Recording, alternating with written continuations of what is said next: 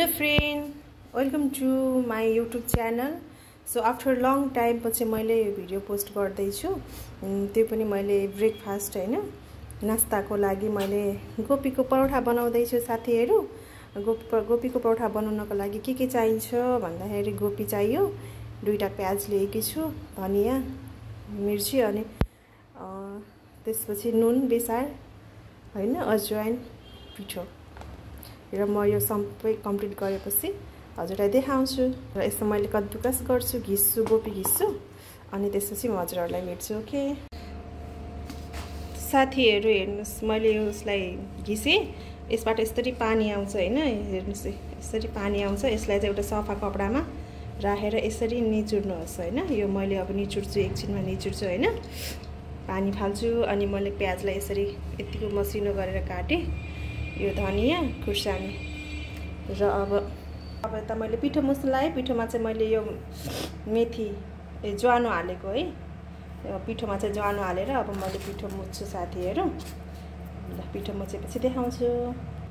So मैले पिठो पनि मुछे साथीहरु, हेर्नुस् हैन। अब यतिको मुछेर अब यसलाई एकछिन ढाकेर राखिदिन्छु 5-10 मिनेटको लागि। त्यति बेलासम्म म अरु रेडी गर्दै गर्छु। ल हेर्नु साथीहरु, यो चाहिँ पानी निचोरेर फालेपछि यस्तो हुन्छ है।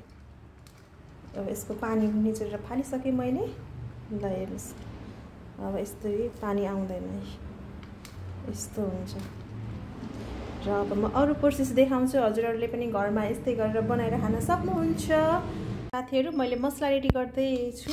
मैले प्याज हाले, यसमा धनिया हाले, नमक हाले र थोरै मैले यो जिराको धुलो हाले। अब यसलाई म यसरी मोल्छु। यसमा मैले अरु केही पनि राखेन साथीहरु, हेर्नुस् है। यसलाई म यसरी मोल्छु।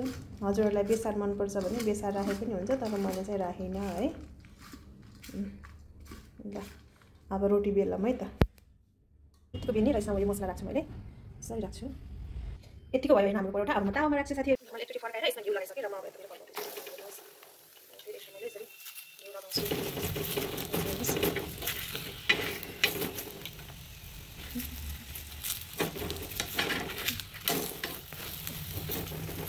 मेरो परोठा रेडी भइसक्यो साथीहरु, हेर्नुस् कति राम्रो देखिन्छ हैन।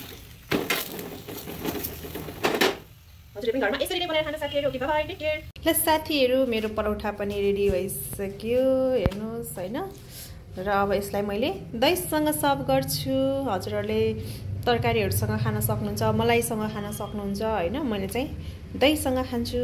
ओके, मेरो भिडियो मन पर्यो भने लाइक, शेयर, सब्स्क्राइब गर्न चाहिँ नबिर्सिनु होला साथीहरु। बाइ बाइ, टेक केयर साथीहरु।